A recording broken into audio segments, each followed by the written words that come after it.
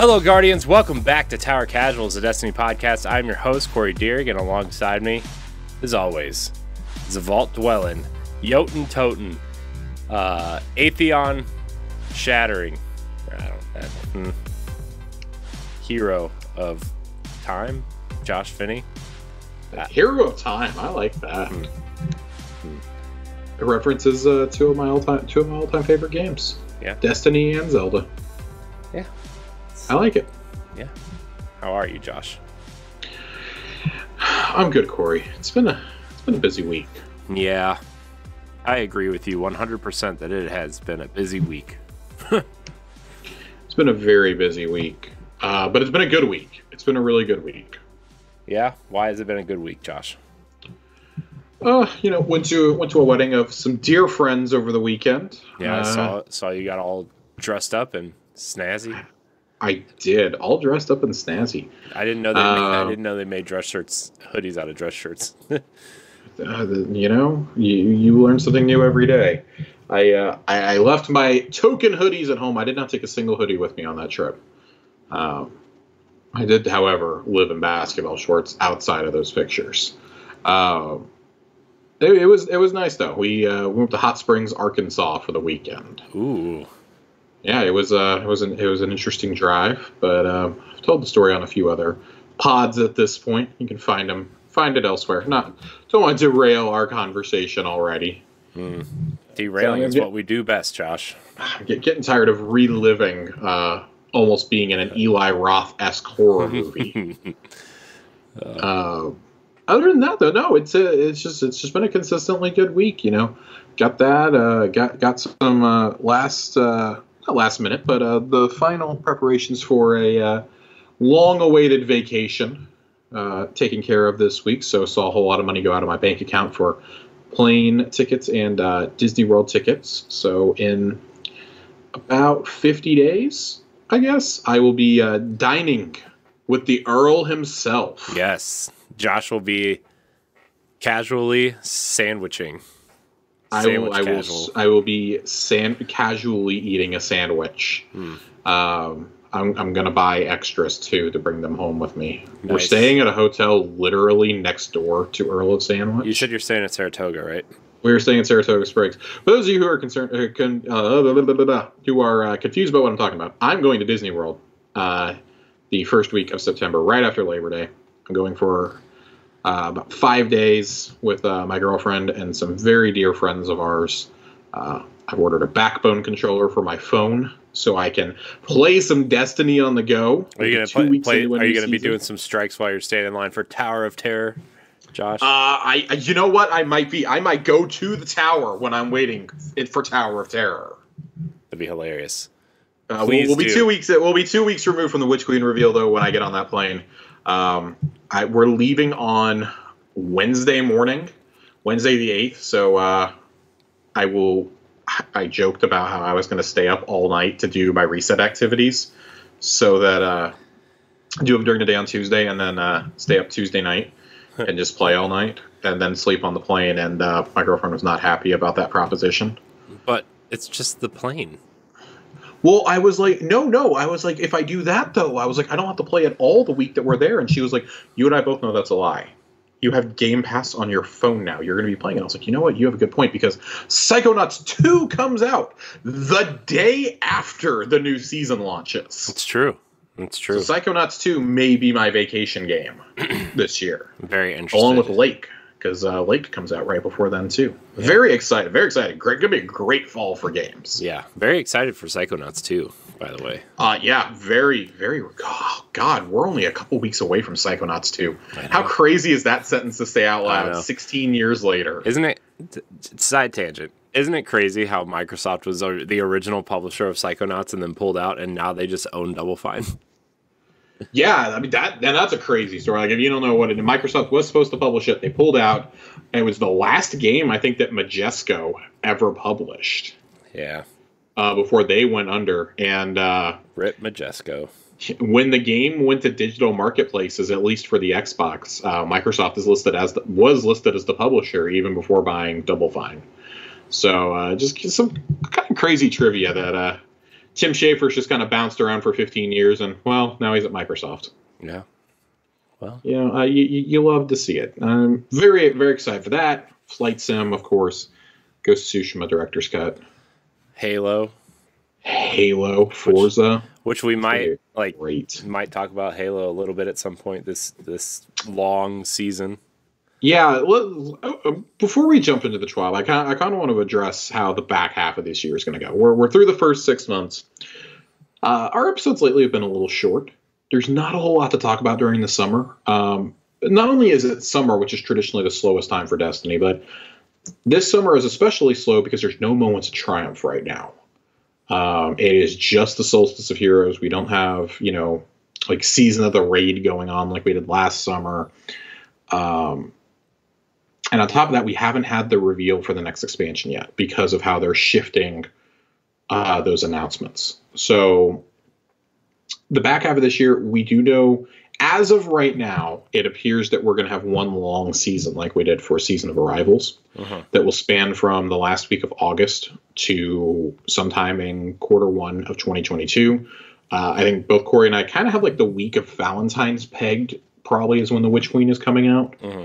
Kind of like that mid-February slot. Feels pretty safe. You're away from Elden Ring, but you're still early enough to avoid any potential traffic from a Nintendo first-party title or from Horizon if it gets bumped, which is looking increasingly likely as well.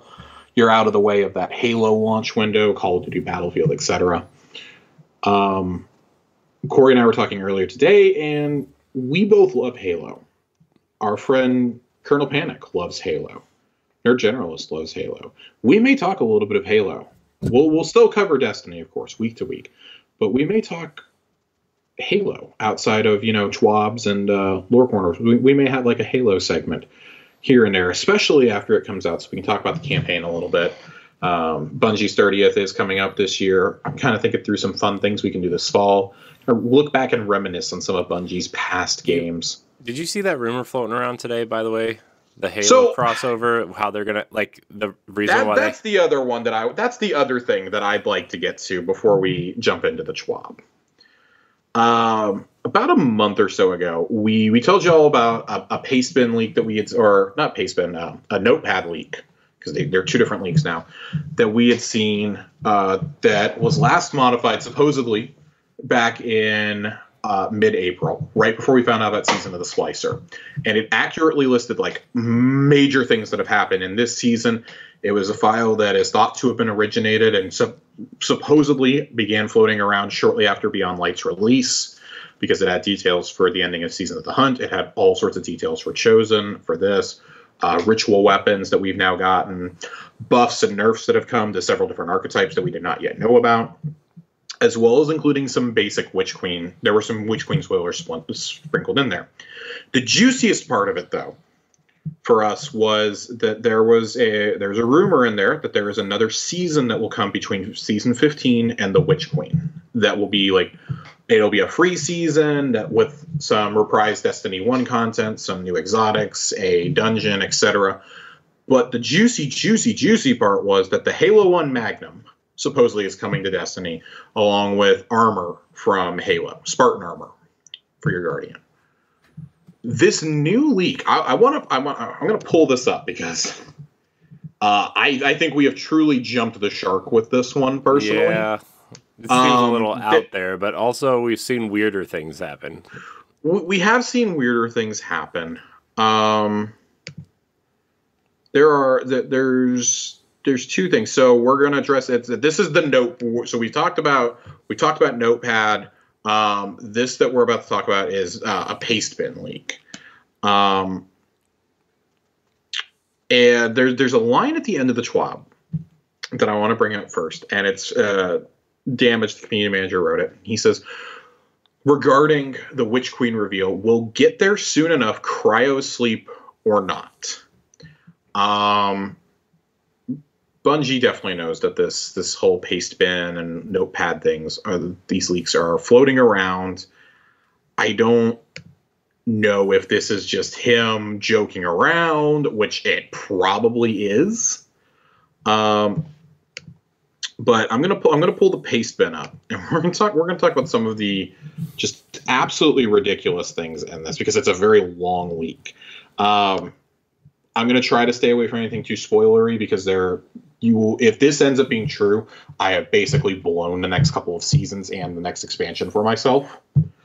But that supposedly the next season will be called Season of the Lost. New match-made activity called the Shattered Realm. Some obviously major story beats, just kind of lining up with some previous things that Corey and I have thought about. Mm-hmm. You know, Dreaming City, preparing for Sabathun's arrival, the 15th Wish, things like that. Trials of the Nine Weapons, coming back to Prophecy with random rolls, which would be big. We've talked about how we not only do we want to see those, but we want to see reasons to go back to these activities we don't do anymore. And adding 6 weapons in would be a pretty big deal. That supposedly this will be the last hurrah for Warmind cells with a big nerf planned for that season. Crossplay obviously coming. Is crossplay coming the first day of the season, or is it coming like a couple weeks in? So they outlined it in the Schwab this week that we're going to find out in the coming weeks. I personally think the smart thing to do is launch the season and then drop crossplay maybe a week or two in, just to make sure you have all cylinders firing. Mm-hmm. Or at least get another cross-play test in. I do think they're going to probably try and do a Crucible and a Gambit test before this is all said and done. Yeah. Supposedly 2 new exotics. One of the things that is in here that does give a little bit of credence after today's Schwab talks about we already knew strikes were going to have a reputation counter, but Infamy has been tuned to be quicker, 10 hours for a full reset. That kind of lines up with what the Schwab indicates, that now to reset your Infamy, not going to be called Infamy, will reset your Gambit rank, reset your Valor, or reset your Strikes reputation, is going to take about what it takes to get a Valor reset right now if you have double Valor active. So they want you to be resetting it repeatedly, basically. Mm-hmm. That's cool to me. Handful of exotic ornaments, blah, blah, blah. Queen's Guard theme is supposedly the seasonal armor. Ritual weapon is a rocket launcher. Don't know what I think about that. And then playlist weapons, supposedly a scout rifle, sidearm, and a shotgun. Again, I don't know really how I feel about those. I mean, I'm all. It's all well and good with a good scout rifle, but like, right. I don't know. I feel like they need to find something else at this point. Right. There's a lot of stuff in here for PvP. Most of this is stuff that we already knew about, though. Yeah. And then we get to the juicy thing, the filler season, season 16/filler season. Juicy. Yeah, juicy. That there will be a new dungeon at some point with a Thorn-themed armor set with Destiny 1 weapons, including AS Luna and the Matador. But this is the one where I do not believe this at all. I think this completely jumps the shark, and we're going to talk about this one for shits and giggles, because up until now, and I think even the Thorn theme and the Destiny 1 weapons coming back, totally plausible. We've had plenty of Destiny 1 stuff come back at this point. Bungie 30th Anniversary Pack, supposedly releasing on December 21st. New PvP mode, no abilities, weapons only, called Hardware, which I've been asking for forever.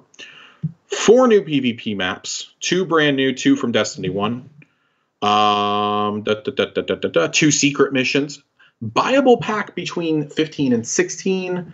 That is where the Magnum would supposedly be. Dungeon with a unique exotic, unvaulting D1 content. Lots of exotic quests, weapons, armors, celebrating Bungie, so Halo and Marathon tie-ins.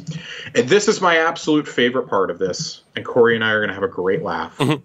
Weapons from past Bungie games. They have gone beyond the Magnum leak now, which was already pretty unbelievable, but I could at least buy it, given how much Bungie loves hand cannons. God. The Sniper from Halo as an exotic heavy. Oh, okay. The Gravity Hammer from Halo. The Battle Rifle from Halo. The CE Magnum, which, by the way, the Battle Rifle and the Magnum, it says, would both be legendaries. And the Sniper and Gravity Hammer will both be exotic heavies. Oh, God. I want to know I would just want to say, not if you put the Magnum in this game. To me, the Magnum would be an exotic for sure. Yeah, if that's not a fucking exotic, and if this is actually real, hypothetically, in like the 0.001% chance that this is real, like there's just no way. The shotgun from Marathon, grenade launcher from Paths in Darkness, Claymore from Myth. Halo weapons will have a new recoil frame, increasing hipfire and in-air accuracy. Possible that there are some weapons and gear from Oni as well. This is and then this. If that already was not jumping the shark, this absolutely is it. A private bubble in the plains of the Nine, acting as a scavenger hunt for strange coins. When you've accumulated 23, you can go to Zur and buy the Gallarhorn. There is no humanly possible way. The Season Pass armor is supposedly Oni themed. Halo themed armor for each class. I do not, if this, and this is the only part of the Halo stuff that I think is remotely accurate, is Halo themed armor for each class. But I don't think that this is right in how it says, because if you do Halo themed armor and it's not Spartan armor for all three classes, you're going to have a riot on your hands, frankly. Yeah, I almost feel like that they would be universal ornaments at the. You would hope so. Like, be the only ones that can cross classes at that point. Yeah. It says that the Hunter would have ODST armor. The Titans would be dressed as Reach Spartans, and Warlocks would be Arbiter themed. Which makes no sense to me. I wouldn't, dude. If say it's true, like. And you're going to have a riot on your hands. God, if Warlocks got Arbiter, are you kidding? No. Dude, if Hunters get fucking ODSTs, dude. Yeah. Like, you're not even going to give us the Emil set? We already have his helmet, for God's sake. Yeah. 2 secret missions, both Halo themed. I think the way you would do it is like take all of the named characters and just put those armor sets on different characters, right? Like the Buck set, or like you know, I guess Locke at some point, or any of the Noble team, or Master Chief, or Blue Team, or whatever. Like, you take those armor sets and you put them in different classes. You don't just, oh well, here's a random ODST armor set for your. Do you like the CQB armor for Hunters or something? And I mean, like, Warlocks, like, I feel like that's the trickiest one to do, right? Yeah. In terms of, like, Spartan armor, I don't know. I'm sure there's something you can do, like, give them, like, the big thrusters on the back or something. I don't know. But I mean, you could. Yeah. Another thing that makes this really unbelievable to me. We're still in this section, by the way. We haven't even moved on to the Witch Queen stuff. I know. Supposedly there will be a 30% off sale in the Eververse. I don't believe that for a second. That's a big sale. That's a big red flag right there. Who got high and wrote this? I want to know that question. I want to know who got people to actually believe this, because this actually got reported on and the earlier one did not. So let's see here. Moving on to Witch Queen. Again, we're not going to talk about any spoilers here, but release date supposedly February 22nd. We've seen the early concepts for some of the armor already, so I don't know if I buy that. Of course, they, make note of "Survive the Truth" is, internal tagline. Like, well, we kind of already know that, but cool. What if it's like a hallucination and you just play through? Okay, so I would love that. And you just play through, like, I don't know, a weird Halo, like a weird amalgamation of like a small Halo campaign or something. Yeah, I mean, that could be cool. Can't really go into like a lot of this stuff. Like, I mean, it's a pretty detailed explanation of a couple of these missions and like story spoilers if they're accurate. I mean, I'm going to save this. I'm going to bookmark this for when it's inevitably wrong, and we'll come back and read some of these as a joke. Yeah.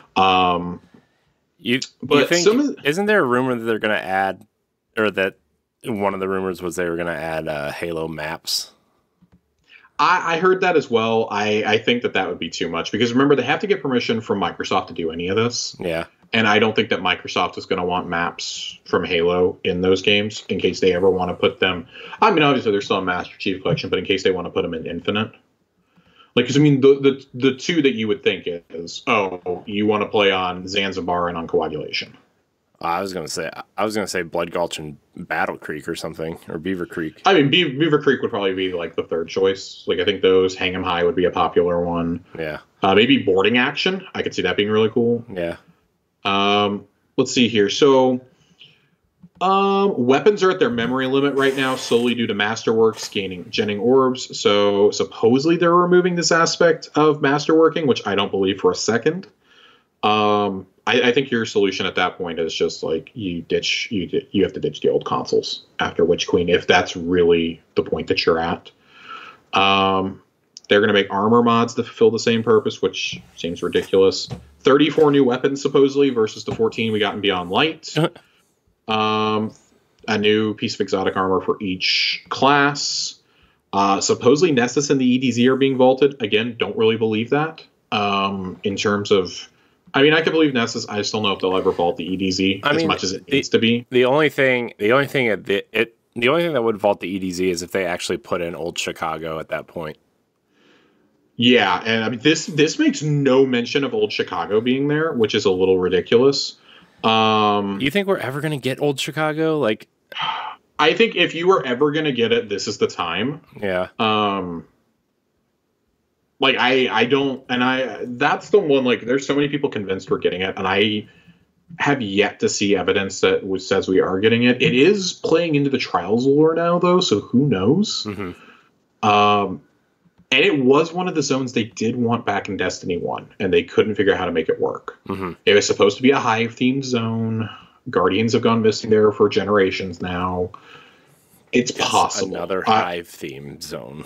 I mean, it makes sense with the Witch Queen, right? Yeah, you're definitely getting it with the Witch Queen. But I mean, like, if we think about it, like, how many Hive-themed, like, planets do we have right now? We have the moon. And we have... Is Moon really it? Yeah. Because we vaulted Titan. Right. They vaulted They vaulted Mars. Right. Yeah. Huh. It says revamped D1 Mars. Which I don't know if you bring Mars back this quickly after you just vaulted the planet. That would be really awkward. Savathun's Dreadnought. We've already said the Dreadnought. Mm-hmm. And then supposedly Savathun's Throne World is an explorable area with 3 lost sectors in it and some other stuff. New Ultimate ornaments. Forsaken goes free to play. Blah, blah, blah. Sparrow 2.0 is currently being planned, supposedly. Sparrow, like a new Sparrow type of Sparrow, or like Sparrow Racing League? No, like just like upgrading Sparrows, I guess. I don't know. Oh. There's supposedly going to be a crafting system. To create and upgrade dual-wielding weapons. New weapon type called Glaives will be a second, third-person melee weapon type and with class-based mechanics. 9-player PvE activity Foothold has been downgraded to 6-player because matchmaking and PvE netcode for 9 players is not possible. We already know all future raids and dungeons to have adept gear. There's raid stuff in here, which I don't buy any of this. It just all feels like really safe bets that we've all been making for like the last year. Yeah, it either feels like a safe bet or like way out of left field. Yeah. Fifth Element. We already know about that. It's the rumored vapor and poison system. Yeah. Blah, blah, blah, blah, blah. D1 Tower will make its return. Subclass 3.0. Reworking all of those. We already know, Luke Smith already talked about that, as that's a long-term goal for them. To basically make everything like artifact-based. Right. And then unknown or stuff for the future.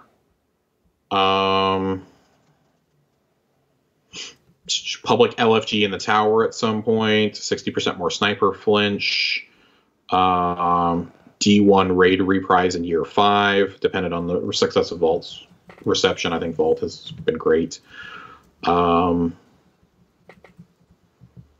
else that like kind of makes sense to me out of this is a champion overhaul and a plan to make Trials reward system comparable to the Deepstone Crypt.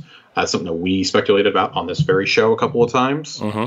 And we're going to jump into the TWAB in just a couple of minutes. They kind of make a reference to, they want to make it more like Shacks and Drifters reward tracks right now. Mm-hmm. Other things that could happen, where, power levels, or they're talking about limiting power levels. Iron Banner rework. There's a shitload there. I don't even know where to start with it. Reads more like patch notes, honestly, at that point, except for an Iron Lord title. Meant to be as hard as Flawless and Conqueror to earn. Mm. Yeah, I don't like that. New perks throughout the year. So they do say 2 specific perks. So we'll talk these. Grenade Buckler, grenade kills reload weapons magazine and grants bonus damage for a short duration. And Who's Next? Reloading after a kill greatly increases target acquisition and ADS speed. And then a new title as Weapons Master. Requires all weapon kill triumphs and is guildable. This is overall, I don't buy a lot of this. Frankly. Yeah, I don't either. I don't buy a lot of this. I think it's fun to talk about, fun to speculate. We're staying away from the story spoilers, of course, because on the off chance that some of this is right or close to being right, we don't want to spoil that for anybody else. And I was trying my very best to not read those myself. We will be able to verify if any of this is accurate in about a month. So, we might come back. Like I said, I have this bookmarked. We may come back and revisit this. Yeah, if that secret season gets announced once we get there, we can talk about some of this stuff. But it's so far-fetched. We'll know if the secret season is happening. We will know on the 24th of August. Yeah. Because that's the biggest indicator. If this or if the original leak are correct, we will know on the 24th. This feels like a very fan fiction version of the original Notepad leak that we got, which honestly, this kind of reinforces to me that original leak could be very accurate at this point. Mm-hmm. They had very specific information, and they weren't going out on a limb like this one. Yeah. If this is accurate, this is the biggest leak we've ever seen in the game. This is bigger than the pre-Forsaken leak that happened from Anon the Nine. It's become something of a legend in Raid Secrets and on Destiny the game, because somebody literally just dumped so much information about Forsaken about a month and a half before the game came out, and then they never came back. But they were right on everything. Mm-hmm. Absolutely everything. Yeah. That's the kind of stuff, of course, it has to be taken with a grain of salt. This particular one is being debunked by a lot of people who have very enthusiastically said they feel that the other one is correct, which I always said my only hang up with that leak was the Magnum. Yeah. I still think that that's the big red flag. And in that one, it's more of, I'm putting this in here to see if you're actually paying attention. And, are you reading line by line, or are you just taking the most sensational details and talking about those? And of course, that's what everyone's been talking about, is the Magnum. Yeah. Not about the other more consequential things in there. So we'll see. It's a matter of time. Yeah. Well. But that is this week in fake Destiny leaks. You're not getting a gravity hammer. You're not getting the Halo sniper. I hate to break it to all of you. You're not getting those. Mm-hmm. If you want those, there is a game called Halo Infinite coming out this year, and there's a wonderful thing called the Master Chief Collection that you can go play right now. Yeah. It's simply not. If you did those as ornaments, if you did the sniper as an ornament for Darcy, I would understand that. Yeah. Or if they had put the. These all sound like they could be ornaments for other weapons. Right. And I would welcome those. If you gave me the proving hammer, right, from season 14 or season 13, excuse me, from Chosen. If you gave that to us as a weapon, if we had already had that as a weapon, I would say, yeah, I could see the gravity hammer being an ornament for it. Yeah. But I think they distinctly want this to be their own thing. I don't rule out there being an emblem or an armor set at all. I do think that those two things are almost locks to happen. Yeah. But I think that the rest of this is just wishful thinking, and like this is the kind of stuff that I talk about when I get like drunk at 2:00 in the morning when I'm like playing Trials. This is the kind of stuff that we talk about, and I think even that is more grounded in reality than what we just read to you. Yeah. So, but I feel like, let's see, if the Magnum was going to be a hand cannon, exotic ornament, what hand cannon would it be? See, like, I feel like it would have to be a legendary at that point. Then it would have to be an ornament for a legendary hand cannon. You don't think it would be for like I don't know. I feel like Last Word almost. Just the Last Word. So that's the thing, though. Last Word doesn't fire like the Magnum. No. So for that reason, I don't think it will, because such a big part of the Magnum was the scope. Yeah. So I don't think that would happen. It would have to be its own weapon. And again, that's the one thing. Like, if that was like something you guys a reward for getting to like level 100 in the season pass, I could see it being a thing. I just, man, it just stinks to high heaven. I don't think it's happening. I think it's too fanciful. And I mean, really, like, you're going to put all these other fake things in there, but you're not going to say like, oh, they're going to give us an elite energy sword. Right. That feels like saying that you're going to get Prophet's Bane feels like the easiest thing to say here. Yeah. So. Well. Yeah. Josh, why don't we just move on into some real? I want to move into the tangible. I want to go to the TWAB. That has been your side excursion into the rumors plaguing the Destiny community this week.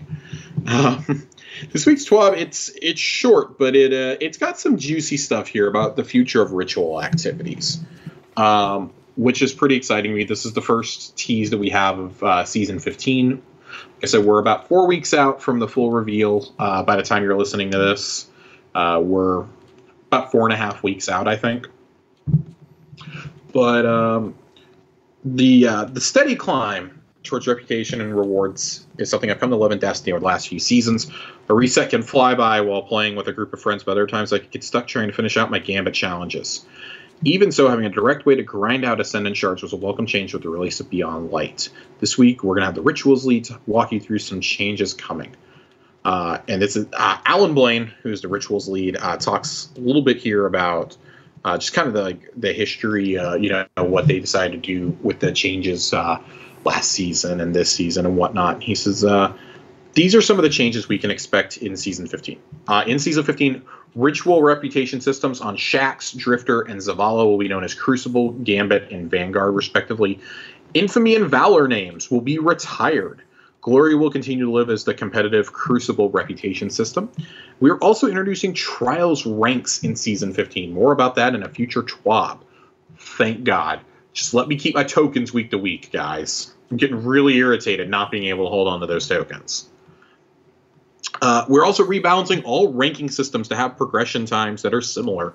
Our goal is to let players reset Vanguard, Crucible, and Gambit ranks faster on average than Valor currently allows. There will no longer be ritual-specific rules that impede progress, which means no more you must win Gambit matches when you are going for the reset. Great. Thank God.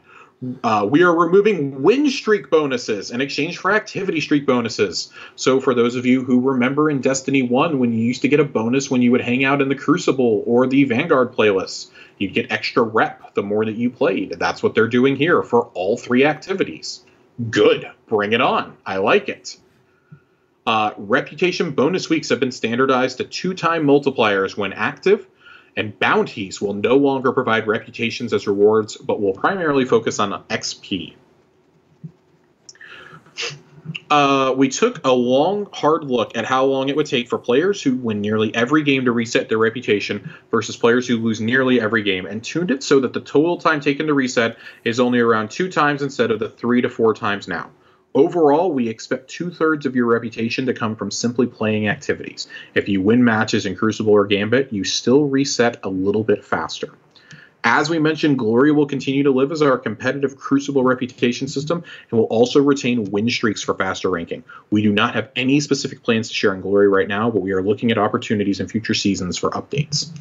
I want to talk about these before we jump into Vanguard ranks, because that's the other meaty topic in this. This is a very welcome change, I think. This is something that I've literally been saying since Forsaken came out, that it took way too damn long to reset your infamy. Yeah. Oh, yeah. It's a nightmare. I'm working on that challenge right now of 16 Gambit ranks, and let me tell you something. I equated it to grinding my balls on a cheese grater earlier tonight, because I said I had to pick which poison I wanted to do. Did I want to do that? Because I have 3 challenges left I need to do. I have to do some combination of the 2 remaining expunge, or the 2 remaining expunge related challenges that I have, the 2 Nightfall ones that I have, and reset or 16 ranks in Gambit. I tried playing Gambit earlier today. I played 3 matches, won all 3 on a 5-win streak, did my bounties, and I am on Mythic 3 right before. I haven't even hit the Legend rank yet. Jeez. And I only went up about a little over a third on the wheel today. That's ridiculous. That is absolutely absurd. I literally was like, I'm done. And then I saw this, and I was like, I'm done playing Gambit. I'm not touching Gambit anymore outside of 1 challenge I do have to complete. I need to do 2 Arc and 2 Void matches, and then I'm done with Gambit until this new system is in place. I have barely touched Gambit the last 2 seasons because it has just become such a slog. Before, it was slightly tolerable when you could load into, Gambit Prime, or you could do regular Gambit for a change of pace. And Gambit Prime was fun because, we all had full sets of Gambit armor, right? Yeah. Gambit, in reality, has really been a slog for about 4 or 5 seasons for me. And it's a shame because I really do like the game mode. I think it's a great mode. They just haven't found that sweet spot. It needs a lot of TLC right now. Yeah. It clearly has the changes they made to it. The mode's largely been the same since it came, with a few tweaks here and there. But holy shit, I'm so tired. The thing that really kills it for me is the maps. Yeah. I am always on Nessus, into EDZ, or on Mars. Mm-hmm. I cannot do it anymore. I'm so tired of playing the same 3 maps. They vaulted 2 maps last year in a mode that already only had 4 or 5. I think there was only 4 at that point. 5. There were 5. There was 1 on the Tangled Shore and there was 1 in the Dreaming City. Those are the 2 that they chose to vault. I don't understand why they chose to vault them, though, if those areas still exist. And that was the argument a lot of us had. Because, the Crucible if anything, maps, Mars should have been vaulted. Because the Crucible maps are still there. Right. So, why would you... that always bothered me, too. Is if the... yeah. I don't think you should be vaulting, that multiplayer content anyway, especially if you don't have that many maps. But, if you're going to vault something, vault the maps that are supposed to be gone in the lore, right? It's not great. I become really disillusioned with Gambit. I still like to play a fair amount of Crucible. I wasn't complaining about it nearly as much as other people. Yes, Crucible has been a little bit of a slog the last season or 2 with just how rampant Fell Winners and 120 hand cannons have become. Mm-hmm. And Stasis until about... and Stasis, frankly. Just that trifecta made it really unpleasant to play until about mid-last season. Yeah. I have actually really enjoyed playing PvP in recent months. It kind of depends on the mode, but I can usually hold my own with almost anything I choose to run now. There are obviously things that are way better than what I use, but I can usually finish 1st or 2nd on my team in a regular control match or a momentum control or Iron Banner or something like that. I'm enjoying Trials again. Trials has the least amount of stasis I've ever seen, but it has about a 3,000% more Jotuns. Right up your alley, then. People have figured out my secret, man. Everybody's Jotun toting these days. I think overall, these are going to be really good changes going forward. I just hope they take it away to where to reset my Valor, I don't have to go back to the tower. That is really, really aggravating. Mm-hmm. And they say it a little bit farther down, I think. Like, if you want to be, or they said it was either here or Damage said it on Reddit, one of the two. If you want to if you want to dip out and go to the tower to get bounties or to pick up rewards from your postmaster or whatever, that does not impede your streak. You can do that and still jump right back in. Oh, that's good at least. You will lose your streak if you leave a match early. Yeah, so if you quit out or if you start a new activity up. So for people like me with like really finicky internet, I'm looking forward to losing my streak all the time. Yeah. Don't lose your streak, Josh. Oh God, dude, I'm not looking forward to that. So with that, let's jump into Vanguard ranks real quick. Yeah. Zavala's getting a full ritual reputation like Shaxx and Drifter. Vanguard tokens are being retired, so make sure to spend them before Season 15 begins. I will be spending a couple of weekends coming up doing that just to get shards and cores. I just don't know how many I can sit through. I did about 6 or 7,000 Crucible tokens before I just gave up. Yeah. And they got rid of the rest. I have significantly less Vanguard tokens, but alas, I'll still be using them. Players may earn Vanguard reputation when completing the following activities: strikes, nightfalls, and battlegrounds. So that kind of indicates to me battlegrounds may be a thing that sticks around, like long term. Just change it up for next year or something. Kind of like that. Really wish that when you have those, they would also add in the seasonal activity. Because I see that as like Vanguard operations in a lot of ways. I feel like you should get some Vanguard reputation for doing those. Yeah. But I don't know. For those looking to take on a challenge, Nightfalls give different bonuses based on completion medals, which can be earned through high scores, defeating all champions. Bronze, silver, gold, and platinum medals grant reputation bonuses, and Nightfalls grant reputation multipliers, depending on the difficulty of the Nightfall selected. And you will have a full reputation reward line similar to Shaxx and Drifter. Powerful rewards every third rank and an Ascendant Shard when resetting for the first time. Cool. I mean, you guys already know what to expect then. I think all of us can agree that those are way better than they were before this new change. Oh, yeah. I don't ever pick up my normal legendary Engrams, though. I don't even bother with those because they're like 20 under level and I just don't care. Yeah, I don't really care either. It's annoying when I go to turn in like tokens or whatever to Zavala because I ran my Nightfalls or whatever. And it's just like, man, this is like, why at this point? Like, well, I'm not even talking about that. I'm talking like on Shaxx and Drifter, because every time that you do even a minor rank up with them, like you go up like from Mythic 2 to Mythic 3, right, you'll have a legendary Engram just hanging out there. I have like 50 of them sitting on Shaxx that I haven't picked up yet this season. I wish they would just I pick up my primes that they give me because those actually help. Right, but I mean, like when you're talking about when your reputation goes all the way across, they just give you another Engram. Yeah. Like I wish the game knew like once you hit a certain level and they knew that there was a cap to those, they would just dismantle them for you into shards or something. And like maybe every like 10 you get a upgrade module or something, or a enhancement core or something. Like I wish they would just know. I feel like that's something they could do, right? Like I don't know. Right. So activity streaks and reputation bonuses. The longer you stay in Vanguard activities, playlists, or direct launch, the larger your streak bonus is. You can leave the matchmaking queue to snag bounties from the tower or go to the helm without worry of losing streaks. Quitting activities or going AFK for extended periods of time will invalidate your streak. So, blah, blah, blah, blah, blah. Zavala will be doing week-long reputation bonuses similar to Crucible and Gambit. Ritual weapon quest and ornaments. Next season, we are moving the ritual weapon and ornaments to the reputation reward tracks of Vanguard, Crucible, and Gambit.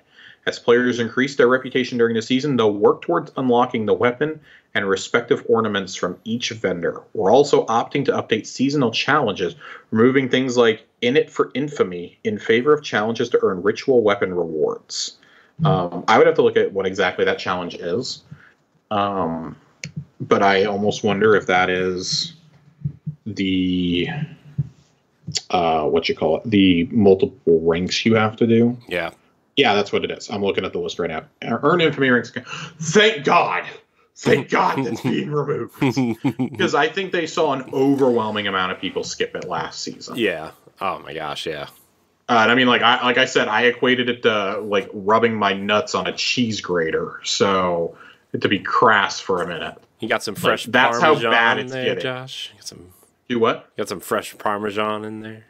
It's essence of Gold Bond. This is the one that, and this is a pretty big section. It's the last section we got here. Grandmasters and Conqueror Gilded titles. This is where I've seen a lot of the outcry be today. Everybody pretty much agrees with everything else. But on this one, some of the improvements season over season that they've done, masterwork material drops, adept weapons and mods, title gilding, blah, blah, blah. It's never been easier to get the pinnacle and artifact power needed early in the season now, with just plus 10 power seasons, and the addition of a catch-up node, which currently appears during the final 3 weeks of a given season. Thanks to these changes, we're seeing a lot more players attempting Grandmasters and gilding their Conqueror titles than ever before. We still believe that starting in Week 7 gives Grandmasters a nice seasonal cadence. Waiting until the final 3 weeks of the season to gild no longer feels correct. We want players to play the week's Grandmaster Nightfall for rewards, not wait until Lake of Shadows. Later in Season 15, we are planning to make the following changes to Grandmaster Catch-Up Node so that players gild their title earlier in the season, while also addressing our concerns over a single strike being a boon for high-tier rewards over the last 3 weeks of a season. The Grandmaster Catch-Up Node will become available at the same time the Grandmaster difficulty is available, so as long as you have the Conqueror title but have not yet gilded it this season.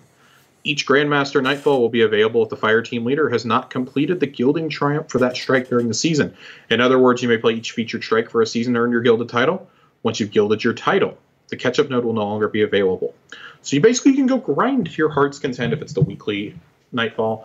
If you're doing it directly out of the node, you have as soon as you get your first completion, you cannot pull it from there anymore. You have to wait till it comes around in the rotation again. This is only if you already have a Conqueror title, or you have gilded your Conqueror title in the past. For normal ones like us, I don't perceive this as changing. We will still get our catch-up node the final couple weeks of the season, which I'm personally eagerly looking forward to next week to try and get the Sniper as an adept. So it's inverted Spire time all the time, baby. Gosh, dude. So excited. So excited to do that all the time. Talk about a strike that needs vaulted. Talk about a strike that I personally loved when it came up for double Nightfall rewards. I mean, we were getting in and out of that master in 12 minutes. I'm just saying, like, if I have to do another set of regular strikes and it's inverted Spire 3 times in a row. That's how I feel about Lake of Shadows, honestly. See, I never get Lake of Shadows. See, I always the other one that I get, which this is what's going to be what kills my streaks all the time, Exodus Crash on Nessus. Mm-hmm. The second I load into that, I just quit because I hate that strike so much. I'm ready for that to go. I'm ready for Insight Terminus to go. I get that every single time I go into the playlist. Yeah. This is why I don't do the playlist strikes. I don't like them. Give me Devil's Lair all the time. Yeah. So, I mean, this isn't a big change for the vast majority of us, but for those who already have a Conqueror title, this sucks. Frankly, this sucks. Like, I get not wanting to let people farm just one strike over and over and over and over and over again. But I mean, if they've literally gotten the Conqueror title, like, and if they've already gilded it and things like that, I think you can allow them to do it. Yeah. I don't think there's a huge problem with that. Yeah. I don't. Bungie has always giveth and taken away at the same time. So, like, they just gave us all these awesome things that we asked for with Vanguard rewards and reputation changes and the Gambit changes. But the monkey's paw is curling, and they're going to take away one of the most reliable farming sources for materials, adept weapons, etc., adept mods, things of that nature. This sucks. This really sucks. So I can only hope that Lake of Shadows is one of them next season, because I am never earning the Conqueror title. Yeah. So I personally look forward to continuing to milk the absolute easiest strikes in the world on Grandmaster. So Fuck y'all who try. Who are better than me at this game. But Corey, any last thoughts on reputation changes, reward tracks? Like these are all, aside from the whole like Conqueror fiasco, which I'm pretty sure they're gonna like walk back in a matter of minutes. Yeah, I feel like we're gonna hear something about this within the next month. I was like, well, that maybe. So I think they're gonna make us go through it for one season and then be like, okay, we messed up. Yeah, we messed up. I swear to God, we're going back to normal. Yeah, I mean, first of all, with that whole thing, I really like how they crossed out Lake of Shadows in the TWAB. That is hilarious. They are very aware. Yeah, so that's funny. But I mean, overall, I think like 95% of these changes are good. I mean, it's if it's common sense stuff. Yeah, exactly. It's good. It's good for the community. Yeah. It's good for the players. It's good for I agree. It's the whole casual players can go in and do some stuff, or the hardcore can grind, and it's just making it easier for everybody, so I like it. It's good stuff. Yeah, I really like it because, I mean, if they didn't address seasonal challenges this week, I think I am going to circle around to those next week. Yeah. Discuss that a little bit. In It for Infamy was the one I was going to be like, this has got to fucking go. This is terrible. This is not fun. I mean, you complained about it last season too. The I complained about it last season. Because wasn't it the Gambit ones didn't stack? Yeah. Right. So like everybody just waited. Once people found that out, they just waited till the last week to do them. Yeah. And I did that this season. I played a little bit of Gambit at the very beginning, like maybe week 2 of the season. Other than that, I waited until probably week 8 to play the rest of my Gambit. Mm-hmm. The last time it was Triple Infamy is when I did it. And I'm just like, I popped off like 7 challenges in 2 matches. Yeah. I wanna look at a couple of these. I'm looking at some of these comments from Damage. I want to make sure that I'm not misinterpreting some of his comments in the TWAB. Removing rep from bounties is a nice change. No longer having to switch up the loadout and potentially perform worse is something that's greatly appreciated. Totally agree with that, by the way. Especially in things like Gambit. Like, because I don't know if you guys know, but playing as a Void Hunter in Gambit and trying to do the Void ability kills bounty fucking sucks. Because kills of things that are tethered do not count. Yeah. We have to kill solely with grenades or with spectral blades. And that spectral blades sucks. Yeah, it really sucks, dude. It's terrible. That just really sucks. Yeah. So I really like that, honestly. The only concern I have the changes to Grandmasters is that it'll never be the easy Nightfall that you can farm ever again. Yeah. Because like we saw with Inverted Spire earlier this season, okay, they gave us double Nightfalls.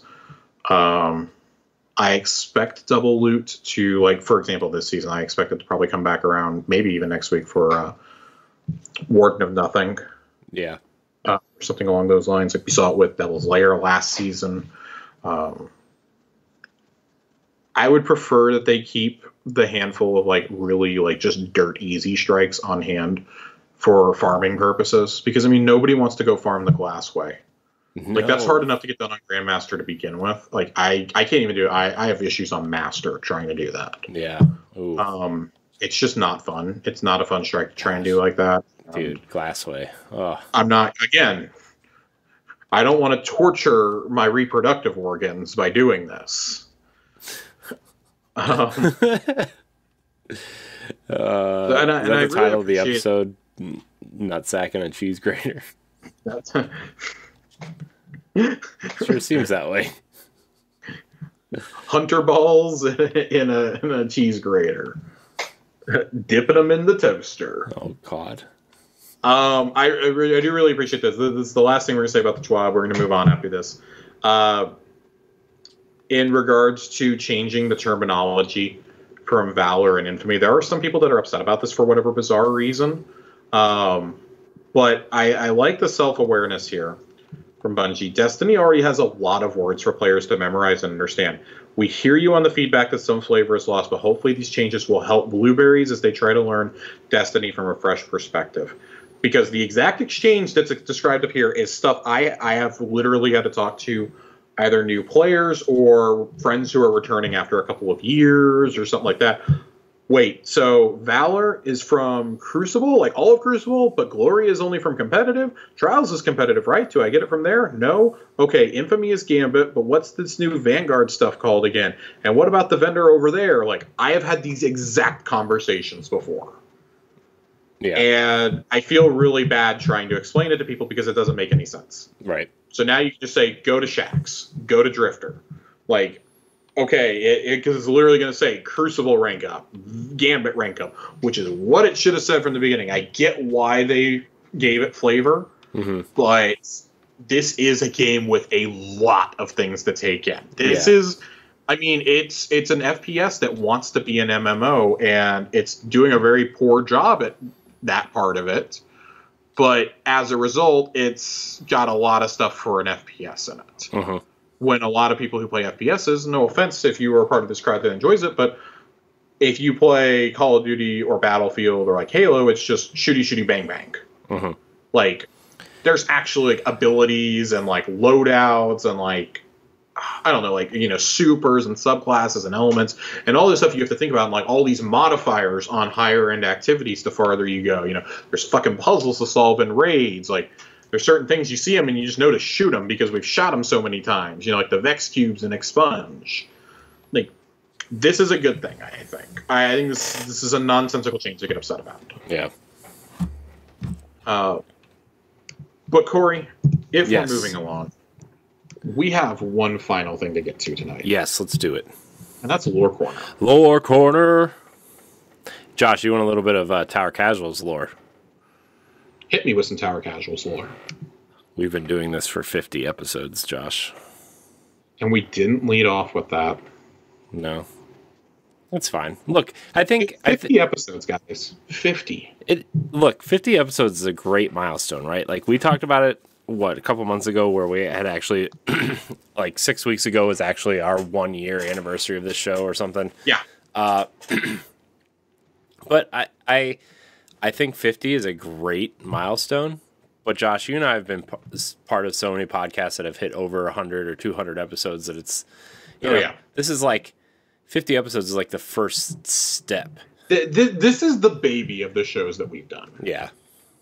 Yeah. Which is good. I mean, frankly, like 50 episodes for any podcast is a milestone because so many fall apart in the, you know, the 20s and 30s. Yeah, I think the average, like, I read some ridiculous stat maybe like 2 or 3 years ago at this point that the average podcast ends after 9 episodes. Yeah, so. Like, people think they have a good idea and then it doesn't. And I want to be really clear, like, doing a podcast based solely on one game is challenging at times. Like, there are weeks, like, you guys have seen us with short twabs, where it's just like we have like almost not like we're in and out in like 30-40 minutes because there's just, usually if there's a short week there's not a whole lot of new stuff going on in game, and like we're in the back third of the season now. Like, I've gotten all the roles I want outside of a few adept weapons and the cloak. I cannot seem to get the drop from Vault of Glass. I'm very upset that the cloak and Praetor's Revenge refused to drop for me in that fucking raid. Yeah. You'll get That's okay, because I'm at like 20-something completions of Deepstone and still don't have the LMG out of that, so... I believe in you, Josh. It'll happen. I don't. I'm glad you do, because I don't. Hey, Josh, if you ever want to raid, I'm raising my hand. I'll get it for you. I'll get that. I'll get that. I know you will. It can't be any worse than Joe. Poor Joe. The first like 2 or 3 runs we did of Deepstone, or not Deepstone, of Vault, literally the only weapon that dropped for him the entire time was the shotgun, just over and over and over again. That's funny. Yeah, that was the only weapon he got after like 2 or 3 runs. Meanwhile, I'm like over here, like kind of like slinking down in my chair because the RNG gods blessed me with a Vex on my very first Atheon clear. That's awesome. and it was a cheese on top of that. It wasn't even a legit clear. Yeah, didn't you use the Prometheus lens cheese? Was that No, I killed him when they were still keeping his character model in Venus. Oh. I threw myself off the edge and I spawned on Venus and killed him with a scout rifle. It took me 15 minutes. Oh. It was pretty great, though. We all got pinnacle gear out of it, and I got fucking Vex, which caused people to rage quit the game. That's funny.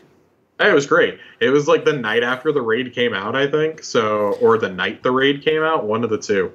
It was pretty great. I was really happy. We went in there to learn a cheese strategy, and the cheese strategy didn't work, but I got 2 free triumphs out of it and Vex Mythoclast. So, what are you going to do? Today's lore, however, it's the pathfinding book that you get during the transmog quests from Ada 1.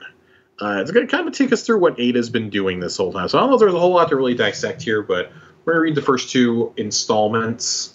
And covering this for a couple weeks will take us right up to the epilogue event that's going to happen. And we'll finally get to cover that 10th page of the lore book that I've been telling everybody to avoid for a week now. Don't read it. They accidentally spoiled the end of the season for us. Is it good? It's very good. I had some of the events surrounding the end of the season spoiled for me already. Of course, on the very first day of the season. And part of that did come from the infamous notepad leak that we talked about earlier, as well as just people talking about it completely unfiltered in subreddits that have nothing to do with game leaks. Mm. So that was really frustrating. But this is called a path send, this first one. Ada 1 heard the chirp of a comm channel opening before a distorted voice spoke. I've got eyes on entries and exits. Looks clear. She stepped through the rusted doorway into a courtyard. The wind whistled through the torn seams of decrepit structures and raindrops crackled on loose metal planing. She walked through the muddy soil and stopped where the Berguzia Forge used to stand. Curses, Ada spat.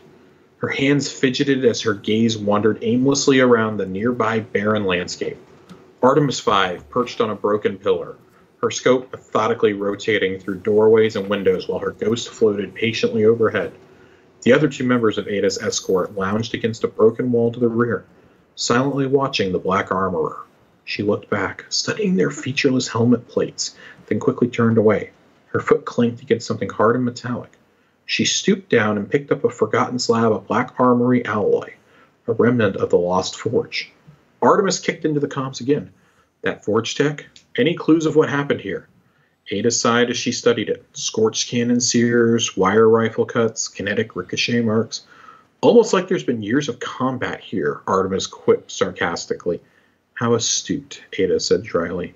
There's nothing more to glean here. She took a deep breath, a useless gesture in her exo-body, but a compulsion nonetheless. Sun's fading, Artemis said. Devrim's got eyes on a fallen raiding party. Not headed our way yet, but I'd rather not take chances. Do you have what you need? Hardly, Ada said. But we won't find much else. This area has been thoroughly scavenged, same as the others. Fallen? Artemis asked. With no guardians bothering to stop them? Could have been anyone. Artemis winced. Can only imagine how you must feel. The Vanguard had a tough call to make. Planetary evacs came first. And now they're on to exciting new frontiers, while I'm left with nothing but rubbish, Ada said, her voice full of false cheerfulness. Artemis leapt down from her vantage point and placed a hand on Ada's arm. Ada's shoulders slumped. I'm glad for the evacuations. I shouldn't have. A howl echoed from somewhere in the complex. Artemis readied her rifle, and one of the escort squad entered the comm channel.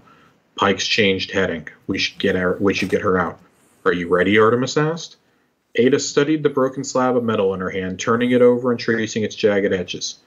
I'm not sure, she said, tightly clutching the piece of debris, but what choice do I have?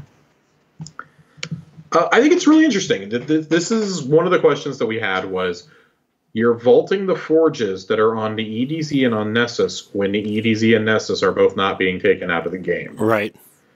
This kind of solves that question. Like, that it's not really that we stopped going there, it's just they were abandoned for us to evacuate planets instead, and then we were off to solve the mystery on Europa, and, the mysteries Osiris as was chasing, and finding a Cabal warlord, and we just really haven't circled back around to it as a Vanguard quite yet. Yeah. So I find that really interesting. And like that's an arena where we did so many things. Like that's where we completed Izanagi's Burden. We took down Sivkiss. Like we took down a lot of people there. That was by far my favorite forge to go out and grind. That's for sure. Yeah. It's a great one. It's the last one you unlock, of course. Oh God, there was a puzzle there that was just insanely hard to do. That was right before you walked into the forge. Are you talking about the weird butterfly puzzle or whatever? Yeah. I'm trying to remember what that was called. I remember wanting to go for it. And it just... I know what you're talking about. I just forget what it's called. It was the event that was supposed to unlock the forge, and Bungie made it too hard and basically had to go in and backdoor open the forge for everybody. Yeah. This next one is called Lost. The hiss of Ada's welding torch echoed through the armory hall, compounding into a sea of discordant noise until the scene was complete. She placed the tool down and grabbed the piece of alloy in her hand, testing the bond's strength. The actuators in her fingers whirred with effort, but as her focus shifted to the open tome on her desk, the metal promptly snapped. Ada let out an exasperated groan. 2 more pieces of Deterus dropped on an already cluttered floor. "Did you forget to measure twice?" a voice called out from behind. Ada whirled around as Hawthorne sauntered into the hall. "Isn't that saying based on woodworking?"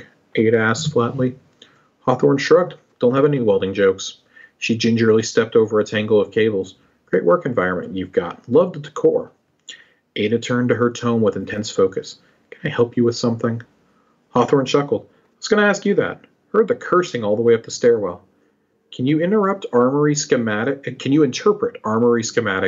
and machine the parts needed to assemble them?" Ada answered without looking up. "Unlikely," Hawthorne said. "Can you convince Zavala to stop asking me when a forge will be operational again?" Hawthorne puffed her cheeks and exhaled. "Even less likely." Ada quickly flipped a page of the tome. The paper snapped, nearly tearing. "Sounds like the answer to your question is no." "Is that why you're doing this? Vanguard orders?" Ada jabbed a thumb at her own chest. "The forges are my legacy. It's my responsibility to continue their operation. Zavala's desires are tangential." Hawthorne stepped closer to Ada's workstation. "Help me out here. I'm not super familiar with your illustrious organization's history. Was the armory born of a dream to have the world's greatest gun oven?" Ada sighed. "The armory was founded to stand against the darkness, to shield humanity when we couldn't count on others to do so. The forges were simply the tools we used." "So much for that grand plan. The pyramids rolled in, and last I checked, Mars is still missing. Titan, Mercury." "Did you come down here solely to antagonize me?" Ada snipped. All right, Hawthorne pleaded. "Look, I know we aren't friends or anything. I'm not sure if you have any of those anyways." Ada glowered. "Right, sorry," Hawthorne said quickly. "The thing is, people around here talk a big game about putting humanity first, but then it's all Guardians all the time." Ada nodded. "The devotion to Lightbearers can seem fanatical. But you're not like that, Ada." Ada shook her head. "I appreciate the sentiment, Soraya, but I'm not sure how that relates to the forges." Hawthorne leaned on Ada's desk. "I think your voice is important to have around here. I want you to succeed, but you might be holding on to the past too tightly." Ada scoffed. "You presume to tell me how to carry the armory's legacy?" Hawthorne gestured to the forge memorabilia strewn around the hall. "Not at all. But your founders didn't wake up one day with forges on the brain. They started with a problem and then designed a solution as only they could." Ada turned, her eyes thoughtful. "And you're suggesting I'm starting with a solution instead, limiting my view?" "I'm saying I would understand if it was hard to let go of all this when it's all you've ever known." Ada nodded. "The idea of leaving the forges behind is admittedly unnerving." "I get it," Hawthorne said, "but the old methods aren't working. Maybe it's time to carry your founder's legacy in your own way." Ada was silent for a moment. "I should get back to work. Thank you for your advice." She jutted her arm out in a stiff handshake gesture. Hawthorne chuckled and clasped her hand around Ada's. "Good luck, but maybe try to keep the noise down, okay? It bothers my bird." Again, just a little bit more, like we've kind of been wondering what Ada's been doing for, a season or two while she's been, had her part of the tower closed back off. Mm-hmm. It's not especially exciting, but it is interesting to see Hawthorne interacting with her. You know, it's not the person I would expect. I would have expected, Zavala or Ikora or even Drifter to come in and, like, make quips at her. Maybe send Saladin or Shax down to talk to her. Not Hawthorne, though. Hawthorne just kind of came out of left field. Like, hell, I could even see the Bray sisters going to visit. Yeah. But it feels really weird, and it does, she does have a point. Like, we had to abandon the forges. Like, what do you do when that's all you've ever known? And Zavala wants a forge operational as soon as possible. Like, cool. So forges are clearly coming back in a future season. That's nice to know. I wonder if we'll get new ones. God, I hope so. I got real tired of looking at those ones. But all joking aside, though, I do think, like, it's not hugely impactful to our overall story, but it is a nice side story, I think, to know what exactly she was up to. Yeah. And is up to. Because all this takes place before Season of the Splicer, chronologically. Yeah. So. Yeah. Hawthorne is still an interesting character. Because, like, I mean, not super interesting, but, like, she's another character. She's another character that hasn't had anything to do since the Red War ended. Like, yeah. I mean, she gives me my clan bounties, I guess, so that's cool. But, like, I mean, how do you even bring her back into the story? Like, I don't know. I feel like there's some NPCs that just serve no purpose, but they're still there because they've existed before, and she's definitely one of them, and I just don't know how you bring people like that back into relevance, Right. So that's just me. I agree. I mean, don't get me wrong. I would love to see, like, a storyline. Maybe she actually becomes a guardian, or like something of that nature. Maybe she is like the one element that ends the Civil War, where she's like murdered or something by Savathun, or one of the raid bosses eventually, or something, and like we all have to realize that there's a bigger enemy out there than each other at some point. I don't know. Like, it's just fascinating plus, like, she's interacting with Ada. Like, does she become involved in, like, the Forge now? Like, I don't know. I think that'd be cool, because she's a character that we don't get to see a whole lot of. Like, she doesn't have a ghost. She's not a guardian. She could offer such a unique perspective to this game. And she does, to be fair, during the base campaign, during the Red War. And then they just kind of abandoned her character. I mean, look how long it took us to get rid of her meme line. Right. About the Red War being over. Like, dude, it had been almost 4 years when we finally got rid of that. Right. Like, that's frankly, like, unacceptable. Like, this is a character that could tell us so many unique stories, and instead we're having to relegate them to the lore. Right. Which I don't think is bad. I like reading the lore, but not everyone else does. Yeah.